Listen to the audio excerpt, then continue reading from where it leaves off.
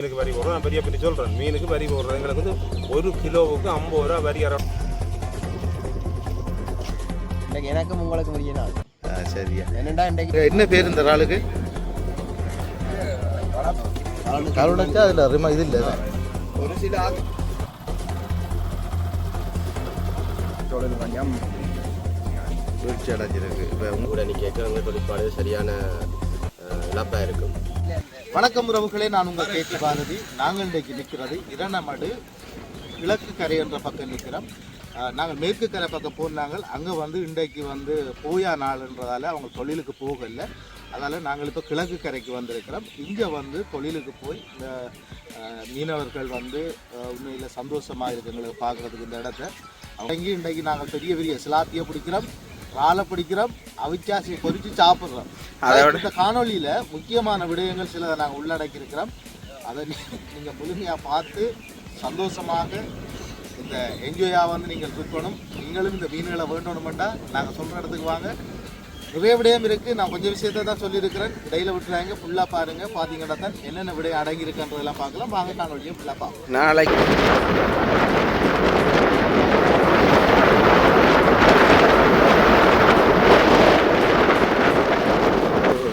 அந்த அழகத்தை பார்க்கலாது. விவசாயத்தின் உண்மையான இதை பார்க்கணும்னு சொன்னால் நாங்கள் இந்த நேரம் தான் பார்க்கணும்.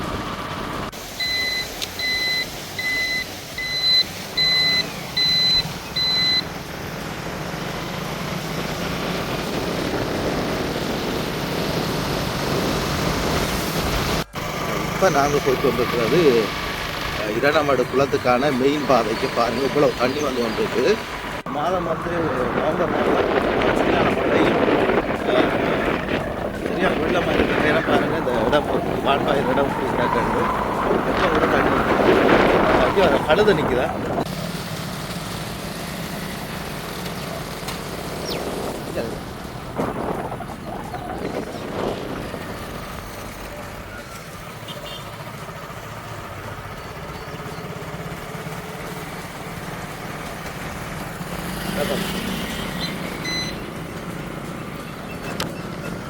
ராணுவ உபகரணமாக வந்து தாக்குதல்களுக்கு பயன்படுத்தப்படுகின்ற டேங்க், ஆட்டி ஆயுதங்களை வந்து இதுக்கு பார்வைக்காக வச்சிருக்கிறோம், மக்கள் பார்வைக்காக. இது வந்து இருக்கிறது இரணமடு குளத்தாண்டி தான் இருக்குது. இந்த முகாம் இந்த இதெல்லாம் வந்து ஒரு தெரியும். நாட்டில் ஏன்டா இப்படி இருக்கும், அதோட தாக்கம் எல்லாம் அவங்களுக்கு தான் தெரியும் இப்படி இருக்கும். இந்த பகுதியெல்லாம் இதெல்லாம் கூடுதலாக விழுந்து படிக்கிறது. சரி, அப்படி வாங்க பார்ப்போம்.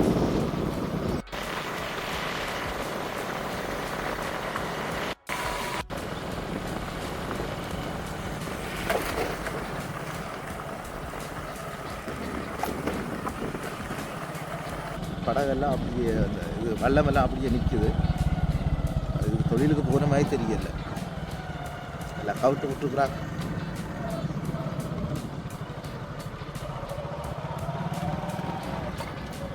இன்றைக்கு என்ன நாள்? இன்றைக்கு எனக்கும் உங்களுக்கு முடிய நாள். சரியா. என்னடா இன்றைக்கு பருவம். அதே புதிச்சிட்டா பருவம் நாளில் பார்த்து இங்கே பருவம் இன்றைக்கு பாருங்க. ரஞ்சித் ஒரு மார்க்கமாக தான் நிற்கிறான். அதுவும் ஒரு பள்ளம். டேய் போவாதடா டேய். சரி, இடம் வந்து பாருங்க. கீழுக்கு எல்லாரும் விட்டு காய்ச்சி கொண்டு இருக்கக்கூடிய மாதிரி தான் இந்த இடம் இருக்குது பார்க்க. இதில் ரஞ்சித் அந்த அண்ணியாக்களோட காய்ச்சி கொண்டு நிற்குது. இன்றைக்கு பெருசாக தொழிலுக்கு ஒரு பட்டம் போகல. அங்கே பாருங்கள் அப்படியே நிற்குது. பாருங்கள் அவங்களோட விளையாட்டு. அவங்களுக்கு இன்றைக்கு மீன் இல்லை. போ நிறைய சிவப்பு இதாக கிடக்கு. ஏதோ பா இப்பெல்லாம் பூவடாப்பா. இதில் வந்து இந்த நிற்கிது அந்த மரம் எப்படி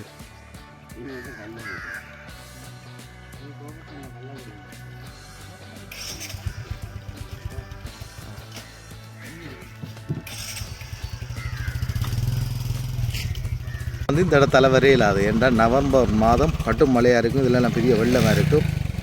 இந்த நேரம் வந்து இது அலை வரையிலாது.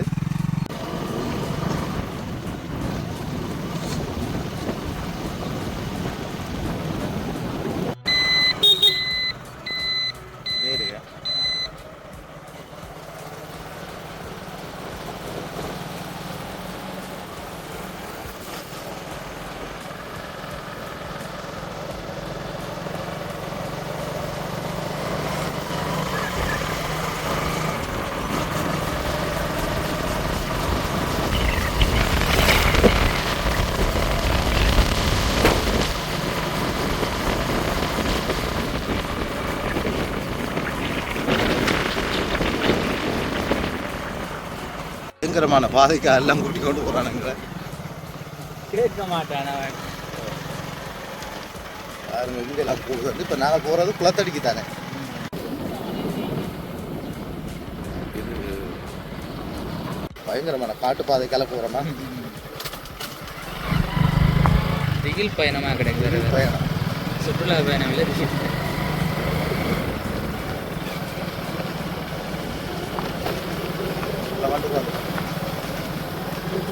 கட்டுப்பட்டு மீன் இருக்குமா?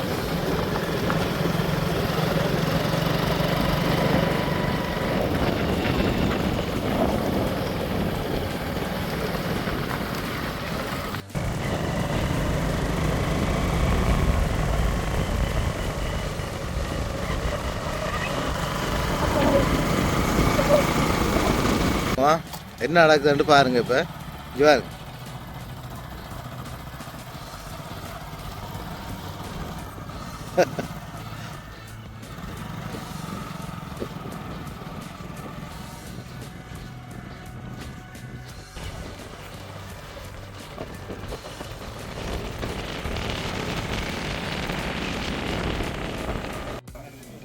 மீன் சவுப்பு என்னத்துக்காக மீன் சவுப்பு இன்றைக்கு மழையா இது சரியான குளம். இது என்ன மீன்? இது என்ன கோ மீனும் இங்கே ரால் எடுங்க வழியில் இருக்க.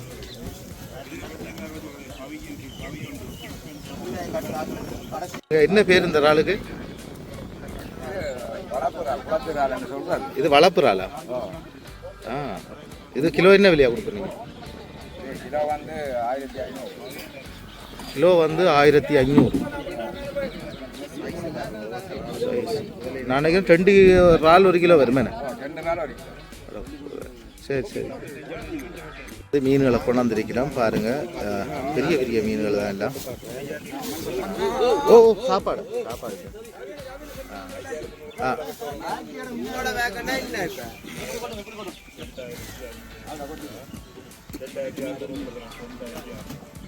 ஒவ்வொரு சிலாப்பியும் எத்தனை வரும்? இதுக்கு 3 கிலோ சைஸ் இருக்கு, 4 கிலோ சைஸ் இருக்கு. எல்லாம் உயிரோட கிடக்குன்னு. இரணமட மீன் தான் துசியான மீன். இரணமட ஜப்பான் தலையை பிடிச்சிக்கணும், அடிச்சு விட்டுரும். மார்க்கெட்டான மீன்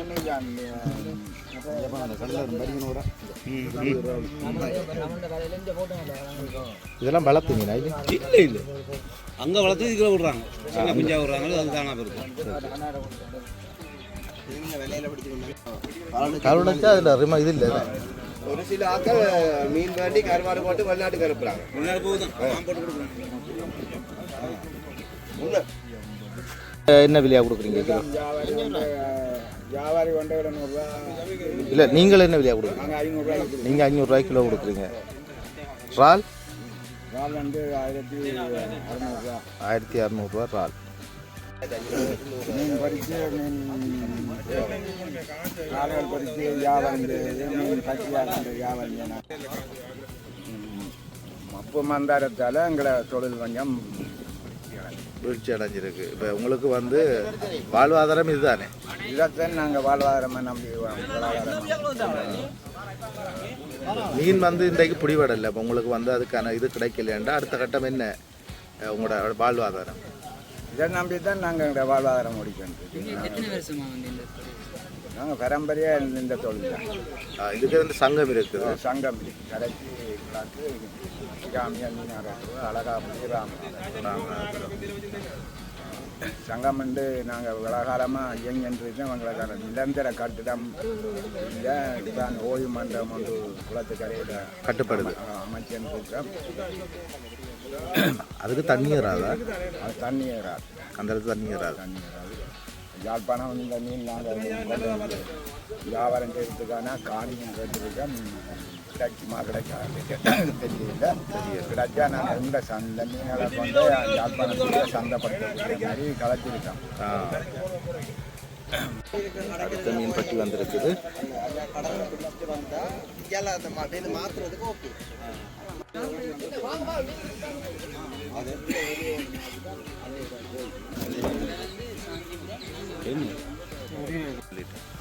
நான் கரைச்சிக்கல கிராமிய விநியோக செயலாளர். எங்களோட சங்கத்தில் வந்து கிட்டத்தட்ட 54 பேர் தொழிலாளிகளை தொழில் செய்கிறார்கள். தை மாதம் தொடக்கம் 6ஆம் மாதம் வரையும் தண்ணி கூட கேட்க எங்களுக்கு தொழிற்பாடு சரியான இழப்பாக இருக்கும். அதுக்கு தண்ணி வயல்களுக்கு திறந்து வர சந்தர்ப்பத்தில் தண்ணி குறையிற நேரத்தில் எங்களுக்கு தொழிற்பாடுகள் அதிகப்படியாக மீன்களை பிடிக்கக்கூடிய மாதிரி இருக்கும்.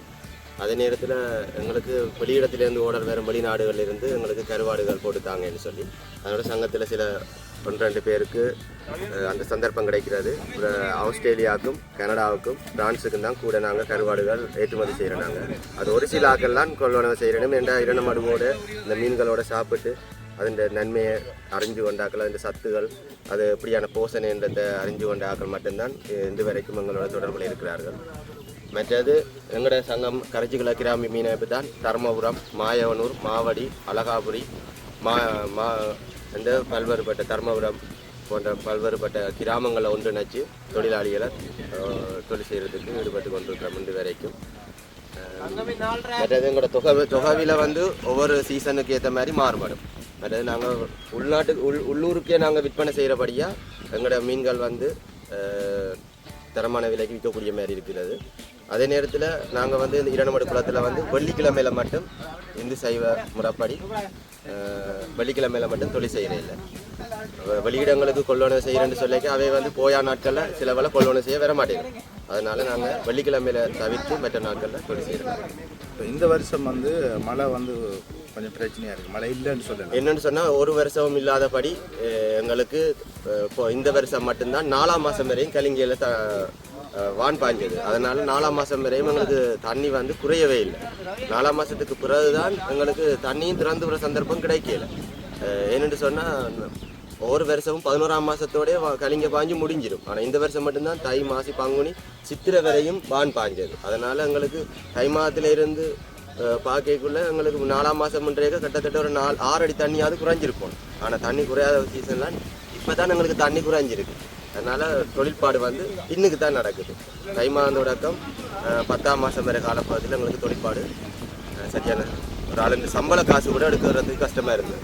இப்போ பரவாயில்லை ஒவ்வொரு நாள். இப்போயும் அதே நேரம் தான் காலநிலை என்ற பிரச்சனைக்காண்டி ஒரு சாரணம் பார்த்தீங்கன்னா ஒரு ஆளுக்கு 4 கிலோ, 5 கிலோ, 3 கிலோ தொகைவில படி பார்க்க சங்க மீன் குஞ்சு வரி, சங்க வரி ரெண்டு நாங்கள் பார்க்க ஒரு ஆளுக்கு கடைசி சாப்பாடு காசு இல்லாதான் எல்லாரும் போகிறேன் சங்கத்துக்கு மீன்.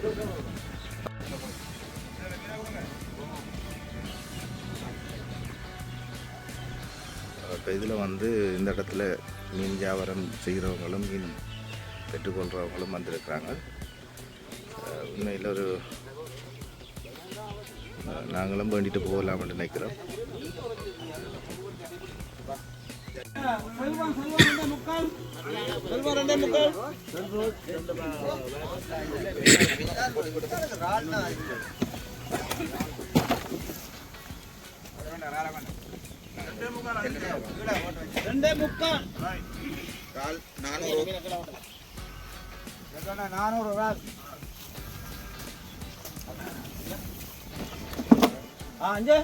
இறால் 500, 50 என்னது?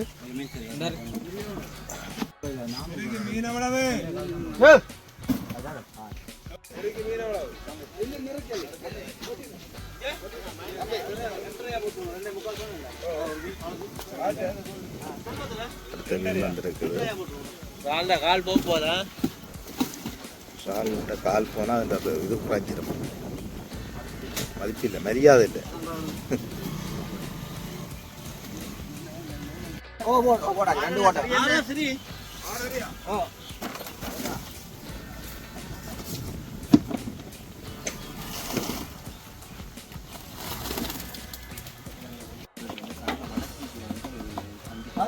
கிலோ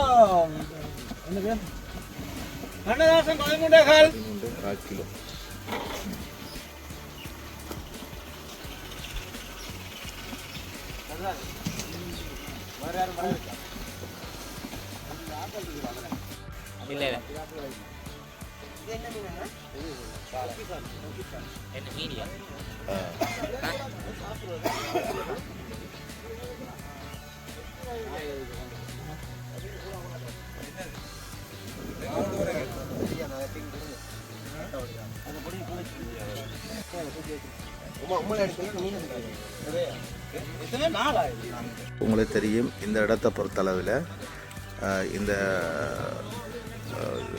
இந்த நன்னீர் மீன்பிடி இதில் ஈடுபடுறவங்க வந்து மிகவும் கஷ்டமான நிலைகளை சந்தித்து தான் இந்த மீனில் வந்து பிடிக்கிறோம். அவையில் சொல்லி நான் ஒரே ஒரு விஷயத்தை வந்து தங்களுக்கு பாதுகாப்பு இல்லைன்னு சொல்லி பாதுகாப்புக்கு தங்களுக்கு ஏதாவது ஒரு ஒழுங்கு செய்தலை சொல்லி கடலில் ஏதோ ஒரு அந்த ஆற்றுல ஏதாவது ஒரு சம்பவம் நடந்தால் அது உடனடியாக போய் கொண்டு வரக்கூடிய மாதிரி ஒரு இது இல்லாமல் இருக்கவங்களுக்கு ஒரு பாதுகாப்பு இல்லாமல் இருக்கட்டு சொல்லினோம். என்ன வேண்டிய மாக்கள் விரும்பி நல்லா விரும்புவாங்க தர்மத்தோட நீங்கள் கூட கூடினாலும் எத்தனை கிலோ மீன் எடுத்து வியாபாரம் செய்யக்கூடிய இருக்கு? இப்போ ஒரு 2 வருஷம் முதல் நான் 200 கிலோ வரையும் கொண்டு போயிருக்கேன். ஒரே நாளில் கொடுப்பீங்க? ஒரே நாளில் கொண்டு போய் எங்களை ஹோல்சேலுக்கு கொடுக்குறது. மற்றது ஒரு 60-70 கிலோ எங்களை பத்துக்கு வரி போடுறோம். நான் பெரிய பெரிய சொல்கிறேன், மீனுக்கு வரி போடுறது எங்களுக்கு வந்து 1 கிலோவுக்கு 50 ரூபா வரி அறவிட சொல்லியிருக்கிறோம். அந்த அறவிட்ட நாங்கள் செய்கிறது மொத்தமாக வர மீன் அப்படியே நாங்கள் நிறுத்து போட்டு மீனுக்கு கிலோவுக்கு 50 ரூபா வரி சங்கம் அறவிடும். அதில் வந்து 30 ரூபா வரி வந்து உடனடியாகவே அந்தந்த மாதம் தொழிலாளின்ற கணக்கில் அவைக்கு அக்கௌண்ட்டில் போடப்படும். வங்கியில் மக்கள் வங்கியில் கொண்டே காசு போடுவோம். மிச்சம் 20 ரூபா காசையும் எடுத்து சங்கத்தின் ஏனைய செலவுகளுக்கு நாங்கள் அந்த 20 ரூபா எடுத்து மீன் குஞ்சு போடுற செலவு, ஒரு தொழிலாளிக்கு பாதிப்பு வந்தால் அவருக்குரிய செலவு, ஒரு தொழிலாளிக்கு வீட்டில் ஒரு பாதிக்கப்பட்ட ஒரு மரண வீடுகள் வந்தால் அதுக்கு ஒரு கொடுப்பனவு, மற்ற ஏனைய எங்களுடைய இந்த புத்தகங்கள் கோப்பியல் போக்குவரத்து ஏனைய செலவுகள் எல்லாமே நாங்கள் அந்த 20 ரூபாய்க்கான இப்போ உள்ளே கொண்டிருக்கிறோம். இப்போ கூடுதலான வரியை நாங்கள் சங்கத்தில் இருந்து இன்னொரு 50 ரூபா காசையோ 60 ரூபா காசையோ தொழிலாளி நாங்கள் அறவுடையெல்லாம் இருக்கிற காரணம் எடுத்துன்னா பிடிக்கிற மீனின் அளவு வந்து குறைவு. இப்போ கோஸ்ட் ஆஃப் லிவிங் வாழ்க்கை செலவு கூட இருக்கிறபடியாக நாங்கள் ஒரு 5 கிலோ மீனை பிடிச்சி மிச்சம் 450 ரூபா கொடுத்து 50 ரூபா வரி போட்டு மிச்சம் 400 ரூபா மிச்சத்தை கொண்டு போனால் இன்றைக்கு இருக்கிற வாழ்க்கை செலவுக்கு ஒரு 3 பேர் 4 பேர் குடும்பத்தில் வந்து 2000 ரூபா காசை கொண்டு போய் வாழையிறாது. ஒரு பிரச்சனை இருக்குது. அப்போ அவைகிட்ட நாங்கள் கூடுதலாக வரி மரவுடையெல்லாம் இருக்கிறோம். அப்போ இந்த வரிகளை ஈடு செய்கிறதுக்கு பொது நிறுவனங்கள் எல்லாம் நாங்கள் ஒரு வாழ்வாரங்களை கேட்டு கூட இதை ஈடு செய்யக்கூடிய மாதிரி இப்போ பல நிறுவனங்கள் வந்து கதைச்சிட்டு போயிருக்கு. ஆனால் எங்களுக்கு போதிய அளவு உதவிகளை தரக்கூடிய மாதிரி இல்லை.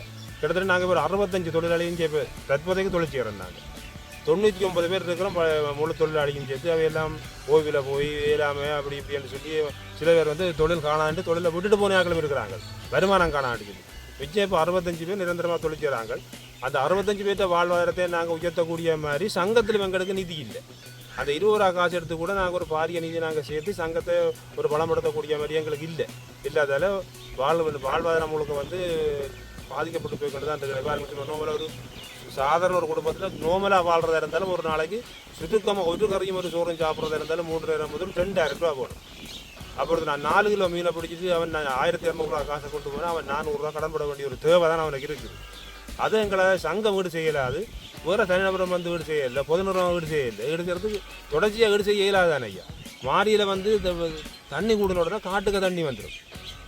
35 அடி தண்ணி தேங்கின உடனே காட்டுக்கு தண்ணி வந்த உடனே மீன் எல்லாம் காடுகளுக்கு போன உடனே எங்களுக்கு அந்த தொழிற்பாடு வந்து 6 மாதம் குறைவு. மிச்சம் 6 மாதம் தண்ணி திரும்போத்து துறந்து விடைகளில் தான் கொஞ்சம் குறைஞ்சி கொண்டு போய் எங்கள் தொழில் ஒரு நாளாந்த ஜீவியத்தை போகக்கூடிய மாதிரி ஒரு வாழ்வாதாரம் போகுது. ஆனால் இது நாங்கள் நிரந்தரமாக அந்த தொழிலை நம்பி இருக்கிறவங்க வந்து முன்னேற்ற பாதைன்றது இல்லை. ஏன்னு சொன்னால் அதுக்கேற்ற வருமானத்தை ஈட்ட இல்லாமல் இருக்கிறோம். அதே போல் இந்த சந்தைப்படத்தில் வந்து எங்களுக்கு வந்து இந்த மீனை வந்து 700 ரூபா 800 ரூபாயோ 900 ரூபாய்க்கோ வெளியால் யாராவது கொள்ளனை செய்து கொஞ்சம் எங்களுக்கு வருமானத்தை ஈட்டக்கூடிய மாதிரி இருந்தால் எங்களுக்கு கொஞ்சம் வருமானம் வரும். இது நடைமுறையிலேயே தொடர்ந்து நாங்கள் இந்த மீனை வந்து இன்ற வரைக்கும் நாங்கள் 500 ரூபாய்க்கு மேலே விற்கிறது இல்லை. வியாபாரி மாதிரி ஓடிக்கொண்டே என்னென்ன விலைக்கு விற்கிறாங்களோன்றது அது எங்களுக்கு தெரியாது. அவன் நடைமுறை பிரச்சனை. நாங்கள் கொடுக்க வர மாட்டோம். நாங்கள் இன்றைக்கும் கரையில் கொடுக்குற ஆக கூடின விலை 500 ரூபா தான். இந்த 500 ரூபாயில் வரி காசு 50 ரூபா கழிச்சு விட்டால் 450 ரூபா. விரத காலங்களில் பூரா நிர்வாகம் ஒரு முடிவெடுத்து பேருந்து ஒரு 50 ரூபா 60 ரூபாய் குறைச்சி விட்டுருவாங்க. ஏன்டா வியாபாரி மாதிரி அங்கே கொண்டு விற்கிற காலம் பிறகுகளில் இந்த மீனை குறைச்சி விட்டுருவாங்க. குறைச்ச உடனே தொழிலாளி பாதிப்பு தான் ஒன்றும் செய்யலாம். 6வது அப்படி வந்து இந்த விலையை கூட்டி ஒரு 800 900 1000 ரூபாய் கிட்டத்தட்ட எங்களுக்கு சந்தோஷம். ஆனால் நாங்களும் எதிர்பார்க்குறோம் அப்படி ஒரு நல்ல ஒரு அபிப்பிராயங்கள் வந்தால் இந்த தொழிலாளின்ற வாழ்வாதாரங்கள் எல்லாம் உயரும்.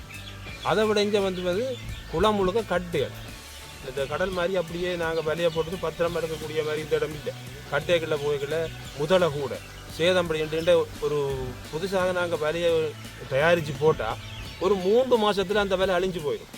ஏன்னா கட்டைக்கு எல்லாம் போய் எல்லாம் சொல்லி போட்டுட்டோன்னா சுழி ஓடி எடுப்பாங்க. 7 ஆட்டி அறுத்து எடுத்த உடனே 3 மாதத்துலேயே அந்த விலை சேதம் போனால் திரும்ப 3வது மாதம் இந்த தொழிலாளி 2-3 லட்சம் ரூபாய்க்கு இப்போ இந்த வேலையை கடன்பட்டோ வீட்டில் அடைய வச்சோ ஏதாவது ஒன்று செய்து தான் திரும்ப தண்டை தொழிலை பேருந்து வேலையை திரும்ப பழையபடி போட்டு தான் தொழிலை செய்யும். அதால எல்லாம் பாரியாக பாதிப்பு. நாங்கள் பெரிய அளவில் வசதி வாய்ப்பு இந்த சமுதாயம் வாழ்ந்துட்டு சொல்கிறதுக்கு இல்லை. நீங்கள் நேரடியாக அந்த கிராமங்களையோ மக்களின் வாழ்த்துறதையும் வந்து பார்க்கலாம். முழுக்க பாதிக்கப்பட்டு போய் தான் இருக்கிறோம். மறுபடி எங்களுக்கு இப்போ ஒரு சின்ன சின்ன வேலை திட்டங்கள் வந்தபடியாக நாங்களும் தொழிலாளி செய்து கொண்டிருக்கிறபடியாக எங்களோட சங்கம் வந்து இது வரைக்கும் ஒரு பாரிய முன்னேற்றத்தை இது வரைக்கும் காண இல்லை. காணாமல் இருக்கிறதுக்கான காரணம் என்னன்னு சொன்னால் சந்தை வாய்ப்புகள் இல்லை. கூடிய விலைக்கு நாங்கள் பொருளை விற்கலாமல் இருக்கிறோம். அதை ஏதாவது நிறுவனங்களோ அரசாங்கங்களோ கூலர் எடுக்கிற மாதிரி எடுக்கிறையா, ஆனால் எதிர்பார்த்த விலைக்கு எடுக்கிறேன். எதிர்பார்த்த விலைக்கு எடுக்கிறேன். அவர் வந்து ஒரு 500 ரூபா 400 ரூபாய் எடுப்பான். அவன் கொஞ்சம் கூட்டிட்டு சொன்னால் 300 ரூபாய் கேட்பான், 350 கேட்பான். அவன் சந்தைப்படுத்துறதுக்கு ஏற்ற மாதிரி விரத காலங்கள் இல்லை. இங்கே கணக்கு எடுக்கிறாங்க. ஒரு 1000 கிலோ மீனை கொண்டு வந்து எத்தனை கூலரை கொடுக்குறது? நாங்கள் எங்களோட உண்மையான உற்பத்தி வந்து சராசரி நாங்கள் ஒரு 1000 800 தான் பார்க்குறோம். நாளாந்தம் பார்க்கல. 5 நாள் போயிடும், தொழிலுக்கு போக மாட்டாங்க. 25 நாள் தொழிலில் தான் எங்களோட வாழ்க்கை. அந்த 25 நாளில் வந்து கூலர்காரம் வந்து அந்த 1000 500 அப்படி எடுக்கல அவன் வர மாட்டான். கணக்கு ஒரு 3000 4000 கிலோ இருக்கிற கூலரில் வந்ததையே ஒரு நாளாந்து நாங்கள் 500 கிலோ கொடுத்து அவன் இங்கே வந்து நிற்க மாட்டாங்க. அப்போ அந்தளவுக்கு எனக்கு உற்பத்தியும் குறைவு. தொழிலாளி இருக்குது, உற்பத்தி குறைவு. மீன் பிடிக்கிற எங்களை மீன் தரவும் குறைவாக இருக்குது. இனி நாங்கள் மீன் குஞ்சு போடணும். வருஷத்தில் 3 தடவை 4 தடவை மீன் குஞ்சு விடைக்கல. அதுக்கு எத்தனை லட்சம்? அது ஒவ்வொரு குஞ்சு இந்த வளர்ச்சிக்கு ஏற்ற மாதிரி விலை இருக்குது. 6 ரூபா குஞ்சு இருக்குது, 8 ரூபா குஞ்சு இருக்குது, 5 ரூபா குஞ்சு இருக்குது. அந்த கவர்மெண்டால் அதுகளுக்கு எந்த ஒரு இதுவும் இருக்கிற உதவிகளும் செய்வாங்க. எங்களுக்கு வடமாகாண சபை உதவி செய்கிறது, நெக்டா நிறுவனம் போடுறது, நாங்கள் காசு கட்டுறது. அது ஃப்ரீயாக கொண்டு வந்து விடுறீங்க? ஃப்ரீயாக விடுறது. வருஷத்தில் ஃப்ரீயாக விடுவோம். ஒரு கொஞ்சம் விடுவோம். அதை எதிர்பார்த்து இந்த உச்சி எல்லையில் விட மாட்டோம். அவர் கொஞ்சத்தை விட்டு சொல்லுவேன், நீங்கள் காசை கொடுத்து மிச்சத்தை விடும் கொண்டா நாங்கள் 15000 20000 30000 சொல்லி இந்த 10 ரூபாயில் சேர்க்கிற காசில் நாங்கள் பேங்க்கில் சேர்த்து வைக்கிறது. அந்த காசு அவங்க கேட்ட உடனே உடனடியாகவே தலைவராக்களுக்கு அந்த காசு எடுத்து கட்டி தான் காசு கட்டினா அப்புறம் மீன் கொஞ்சம் விடுவாங்களோ. இது சம்மந்தமாக நீங்கள் கடத்தல் அமைச்சர்கிட்ட நீர் அமைச்சர்கிட்ட காய்ச்சி பார்த்துருக்கீங்களா? நாங்கள் கூடிய அளவு இடம் கதைச்சிருக்கிறோம். அவையிலும் தங்களால் முடிக்கிற அளவு தான் உதவி செய்யணும். இப்போ நாங்கள் ஒரு 10 ரூபா கேட்டிருந்தா அவர் 3 ரூபாயோ 4 ரூபாயோ நாங்களோட முடிக்கிற ரூபா கணக்கில் சொல்லிக்கலாம். அது மில்லியன் கணக்காக லட்சக்கணக்காக இருக்கலாம். அவ்வளோ வேண்ட உதவி 100க்கு 100% உதவி இல்லை. அந்தளவுக்கு அரசாங்கம் தரக்கூடிய மாதிரி அவையிட்டும் வாய்ப்புகள் இருக்கணுமே. அப்போ நாங்கள் அப்படியெல்லாம் கடுமையாக நாங்கள் எதிர்பார்க்கலாதானே. அப்போ நீங்கள் ஏதாவது எங்களோட தொழிலாளியின் வாழ்க்கை தரத்தை உயர்த்துறதுக்கு நல்ல ஒரு நிறுவனங்கள் வந்து உதவி செய்து இந்த மீனின் விலையை கூட்டுறதுக்கு ஏதாவது ஏற்பாடுகளை செய்து தந்தால் எங்களுக்கு பெரிய பேருதவியாக இருக்கும். எங்களோட இந்த தொழிலாளி இந்த வாழ்க்கை தரம் உயரும். இப்போ பிள்ளைகள் படிக்குதல் கேம்பஸில் தொழிலாளி பிள்ளைகள் கணக்கு கேம்பஸில் படிக்குதல், ஏஎல் படிக்குதல், ஓஎல் படிக்குதல், வேறு மேனேஜ்மெண்ட் படிக்குதல். இதுக்கெல்லாம் ஒரு வாழ்க்கை செலவெல்லாம் கூட ஒன்றும் செய்யலை. அந்த பிள்ளைகளுக்காவது அரசாங்கம் வந்து ஒரு நிதி உதவி செய்தால் அடுத்த ஸ்டெப்புக்கு அந்த சமுதாயம் பெறக்கூடிய ஒரு தன்மையாக இருக்குது. நிறைய பேர்த்த பிள்ளை கேம்பஸில் இருக்குது, நிறைய பேர்த்த பிள்ளை மேனேஜ்மெண்ட் படிக்குது, நிறைய பேர்த்த பிள்ளை ஏஎல் படிக்குது. அப்படியெல்லாம் இருக்குது. எனக்கு அவங்களே பெரிய கஷ்டப்படுறாங்க. அந்த பிள்ளை தெரியும் தான் ஒரு கேம்பஸில் ஒரு பிள்ளை படிக்கிறாங்க. அந்த பிள்ளை படிக்கிறாங்க ஞாபகம் காசு தானே. அப்போ அவங்களே எங்கிட்ட கூட கடன் கேட்குறாங்க. சங்கத்தில் கடன் தாருங்க பிள்ளைகளை படிப்பிக்கேன்னு கேட்குறாங்க. ஆனால் சங்கத்தில் காசு இல்லை. நாங்கள் அதை கொடுத்து அந்த பிள்ளைகளை ஊக்குவிக்கிறது இல்லை. அப்படியெல்லாம் எங்களுக்கு பெரிய பிரச்சனைலாம் இருக்குது. மற்ற எங்களுக்கு இப்போ வந்து இந்த யுத்த காலங்களில் இந்த ஆபத்து காலங்களில் நாங்கள் திடீரென்று ஒரு போட் ஒன்று சேதப்பட்டுட்டா அவன் கொஞ்சம் பிரச்சனைட்டா அவனை போய் காப்பாற்றி கொண்டு வரதுக்கு எங்களுக்கு இன்ஜின் போர்டு இல்லை ஒன்று. அதுக்குரிய இன்ஜின் ஒன்றும் இல்லை. இதுவரைக்கும் ஒரு நிறுவனங்களும் நாங்கள் எழுதியதையும் உதவிகள் செய்ய இல்லை. 6வது பொதுமைப்புகள் நலன் விரும்பிகள் உதவி செய்தால் இந்த உயிரிழை காப்பாற்றக்கூடிய ஒரு தன்மை இருக்கும். அதுக்கும் ஏதாவது நலன் விரும்பிகள் வந்து தொடர்படுத்தால் நாங்களும் ஊக்கம் நல்ல ஒத்துழைப்பு தருவோம். அவைக்கு நல்ல சிறப்பான ஒத்துழைப்பு தருவோம் வந்து செய்தால் அதை நாங்கள் நேர்மை நிதியாக வச்சு நாங்கள் அதை வடிவாக நடத்தி கொண்டு போகக்கூடிய மாதிரி இருக்குது. உங்களுக்கு எனி டைம் எந்த நேரமும் நீங்கள் கேட்டாலும் சகல தகவலும் நாங்கள் தரத்துக்கு உங்களுக்கு ஆயத்தமாக இருக்கிறோம். எந்த தகவலும் இங்கே மறைக்கிறதுக்கு இல்லைன்னு சொன்னால் இது ஒரு கமிட்டி, ஒரு நிர்வாகம், ஒரு அரசாங்கத்தின் ஒரு கட்டமைப்புகளை இயங்குற ஒரு நிறுவனம். சகல் அதுவுமே நீங்கள் எந்த நேரம் வந்து கேட்டாலும் எல்லாம் தரக்கூடிய மாதிரி நாங்கள் தயார் நிலையில் இருக்கிறோம். ஆனால் நீங்கள் எங்களுக்கு தயவு செய்து நல்ல உதவிகளை எங்கேயாவது பெற்றுத்தரக்கூடிய வாய்ப்பு இருந்தால் அரசு நிறுவனங்கள், பொது நிறுவனங்கள், நலன் விரும்பிகள் மூலம் அப்படி இதை உதவிகளை செய்தால் இந்த மீனவ சமுதாயத்தின் இந்த வாழ்வாதாரம் வேலை சிறக்கு மட்டும் நான் நினைக்கிறேன். இதை விட மேலதிகமாக எங்களால் சொல்லக்கூடிய ஒரு வாய்ப்புகள் இல்லை.